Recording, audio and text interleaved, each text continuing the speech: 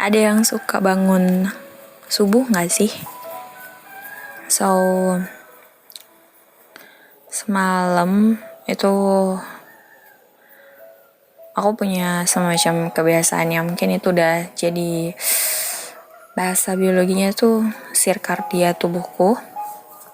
Itu udah pokoknya tuh harus tidur siang, terus tidur malam tuh di bawah jam 11 malam. So, kalau nggak ngikutin itu biasanya gampang sakit kepala, gampang sakit perut dan lain sebagainya. Dan kebetulan ini tuh aku lagi bangun subuh dan sengaja buat ngerekam semua ambience ini di pagi hari. Mungkin kamu bukan tipe orang yang morning person yang suka bangun pagi, beraktivitas pagi, dan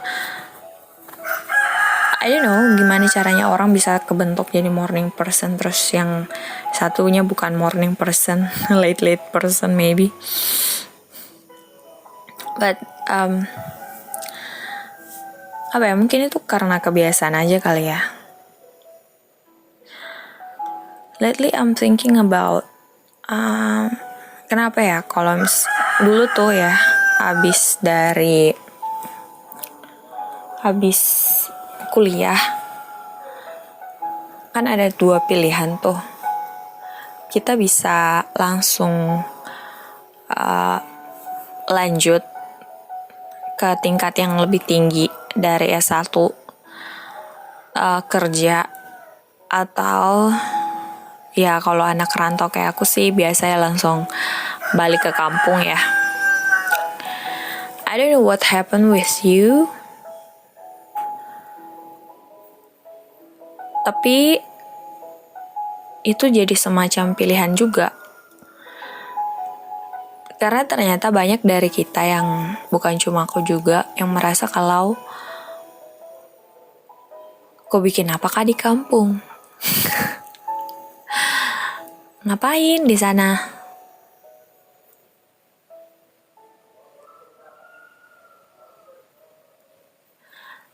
Tapi setelah aku banyak baca buku ya, banyak baca-baca yang lain,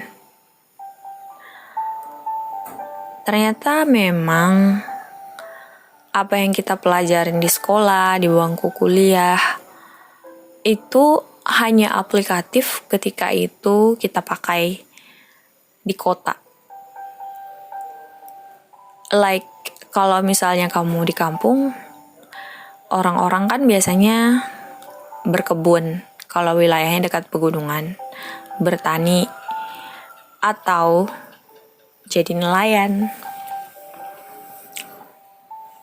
Masyarakat kita kan, masyarakat Indonesia kebanyakan menengah ke bawah gitu ya. Lalu kenapa misalnya anak-anak yang udah punya pendidikan yang cukup lumayan tinggi itu biasanya merasa asing ketika dia balik lagi ke kampungnya? Karena kebanyakan ilmu yang kita pakai, entah itu ilmu hukum, akuntansi, ilmu ekonomi pembangunan mungkin, IPA, sains, kesehatan, dan lain sebagainya, itu nggak berguna ketika kita balik lagi ke kampung.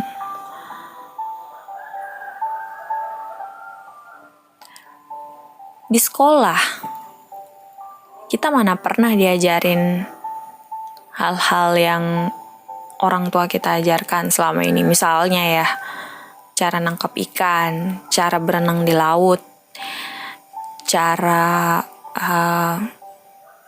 nyembuhin luka pakai daun-daun. Ada nggak yang masih kayak gitu? Aku sih masih ya.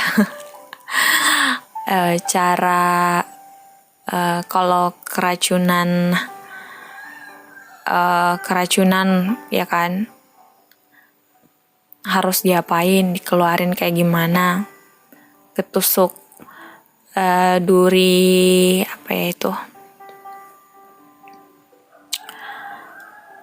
ketusuk duri di laut, gimana caranya tuh? No. Tapi sebenarnya itu juga adalah pelajaran untuk kita yang nggak dipakai ketika kita udah masuk sekolah. Pendidikan formal yang kita terima itu berbeda jauh sama pendidikan kontekstual yang kita terima dari orang tua kita masing-masing. Adat istiadat, budaya, makanan, sopan santun, diskusi keluarga, diskusi adat, cara menyelesaikan masalah, gak ada. See? Berarti ada sesuatu yang missing out dari pendidikan kita selama ini.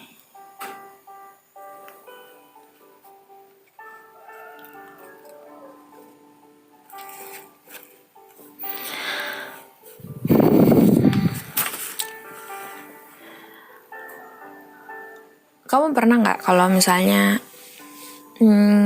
pergi ke kota gitu ya, entah itu yang dekat-dekat sama kamu atau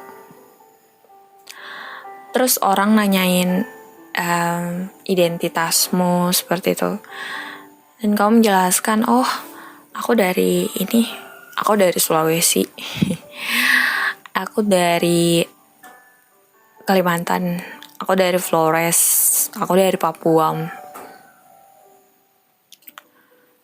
Mungkin ada semacam apa ya, nggak semua orang juga sih, ada semacam respon yang kamu terima.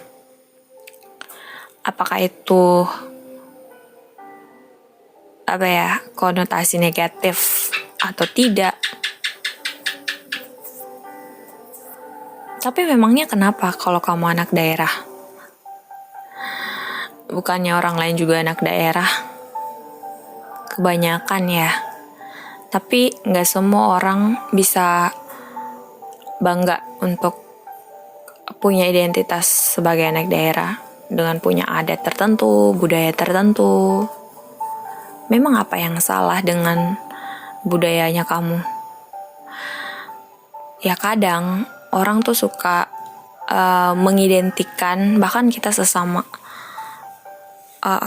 orang yang sesama kampung gitu kan, suka mengidentikan orang kalau nggak dari sukunya, dari etnisnya gitu, dari perawakannya, kita mengidentikan mereka dengan karakternya mereka, bahwa mereka tuh sedemikian keras, sedemikian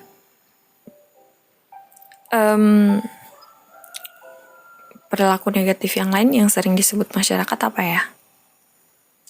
Tapi itu perilaku ya, terlepas dari orang tersebut.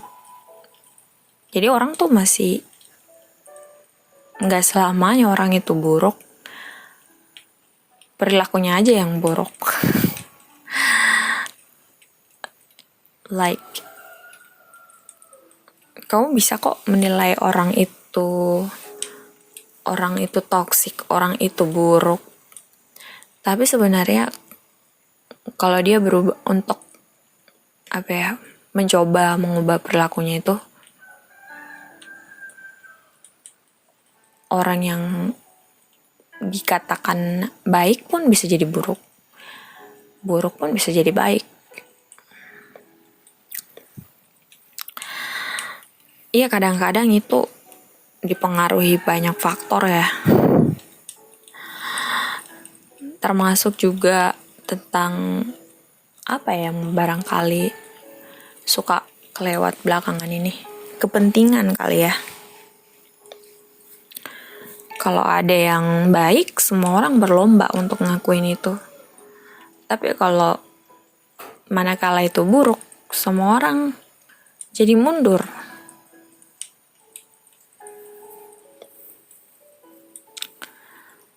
So, ini mungkin semacam hal yang jadi keresahan untuk setiap anak daerah kali ya, anak rantau. Ketika kamu udah sekolah tinggi-tinggi, udah katakanlah kamu tuh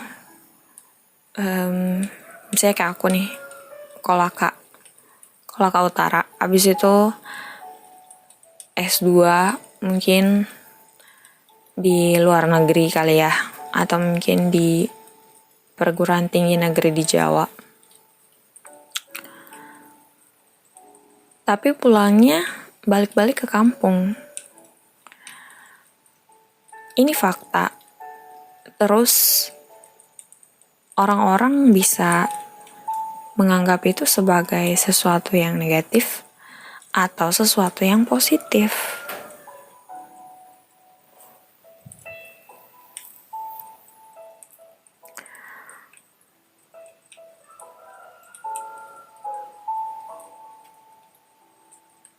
Anak muda itu secara physically sama mentally itu dia diharapkan udah punya kekuatan yang lebih stabil dibanding orang-orang di bawah usianya, SMP, SMA. Dan diharapkan itu udah punya feedback kembali ke masyarakat pada saat ia sudah menyelesaikan setumpuk pendidikannya ya, dibanding dengan orang-orang yang udah masuk dalam usia rumah tangga, mungkin 35-40 tahun. Karena mereka punya kewajiban yang lain. So that's why anak muda itu punya diembankan suatu tanggung jawab yang sebenarnya nggak tertulis ya, tapi tersirat di mata masyarakat dan diharapkan sama keluarga itu bisa memberikan sesuatu kembali yang berguna.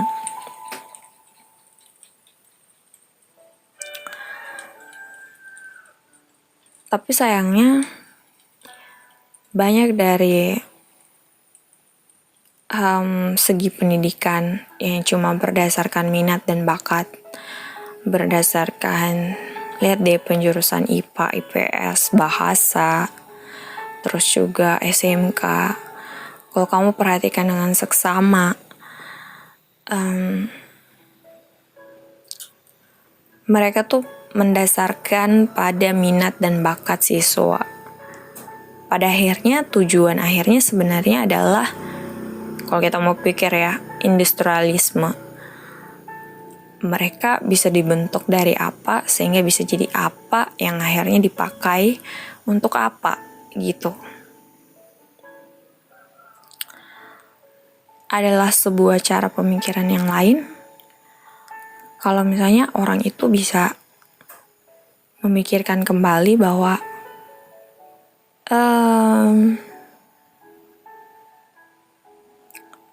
gak buruk-buruk amat kok tinggal di daerah, gak buruk-buruk amat kok tinggal di kampung. Kenapa sih kampung itu selalu berkonotasi negatif di mata orang-orang yang tinggal jauh di sana? Bahkan gak jarang ya yang mau mengakui itu sebagai identitas dirinya. Kenapa kayak banyak yang merasa kalau budaya di Jawa itu lebih baik daripada budaya di Sulawesi? Maaf untuk bilang ini karena apakah ada kelebihannya budaya orang-orang yang lebih maju dengan budaya orang yang berada di daerah? Karena sebenarnya setelah aku baca banyak literatur, gak ada budaya yang duduk lebih tinggi dibanding budaya yang lain. Budaya itu sama-sama berharganya, sama-sama punya nilainya sendiri. Jadi kenapa kita ngerasa kalau orang dengan identitas ini lebih baik daripada identitas kita sendiri?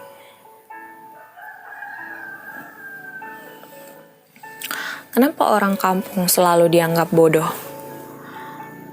Apa karena dia bertani? Apa karena dia berkebun? Apa karena dia jadi nelayan? Lantas dia bodoh.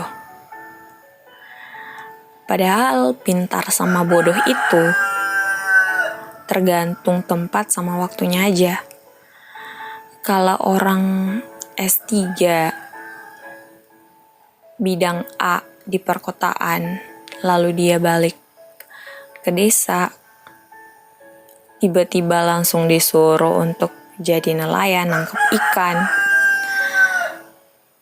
Atau nelayan kemudian tiba-tiba disuruh untuk ngajar, disuruh untuk neliti ini, disuruh untuk ngasih ini. Ya, mereka bisa sama-sama bodoh ketika mereka tidak di tempatnya. So, bukan berarti bahwa orang yang punya atau orang yang gak punya title atau orang yang gak punya pendidikan sampai di atas, orang yang gak sampai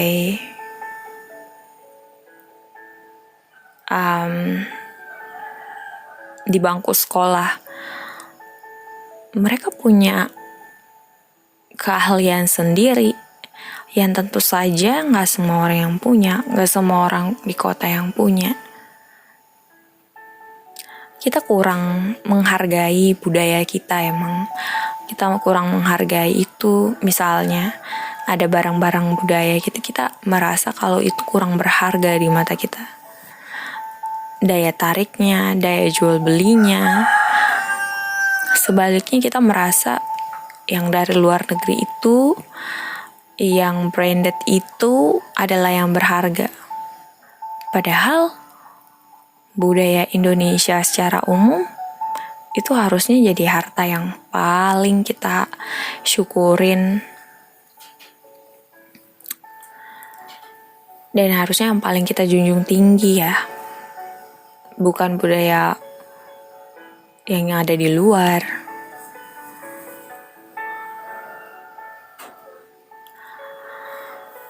Mungkin ini aku bisa ceritakan kembali karena beberapa bulan ini kita tuh lagi fokus untuk mengangkat budaya dan membahas identitas masyarakat di Kolaka, khususnya Kolaka Utara,